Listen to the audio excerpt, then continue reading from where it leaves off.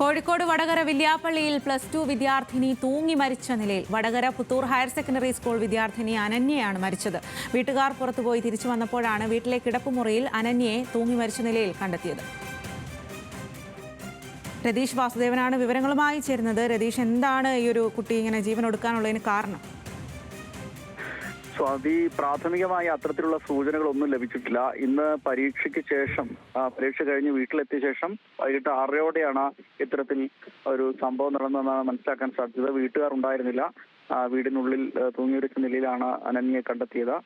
Puthur higher secondary സ്കൂളിലെ +2 വിദ്യാർത്ഥിയായിരുന്നു. എന്തായാലും ഇത് സംബന്ധിച്ച് എന്താണ് ആത്മഹത്യയിലേക്കുള്ള കാരണങ്ങൾ എന്നൊന്നും വ്യക്തമായിട്ടില്ല. വീട്ടുകാരുടെ പ്രതികരണവും ഇത് സംബന്ധിച്ച് വ്യക്തമായിട്ടില്ല. പോലീസ് സ്ഥലത്തെത്തി മറ്റ് നടപടികൾ സ്വീകരിച്ചു വരികയാണ് ഇപ്പോൾ. സ്വാതി, ശരി.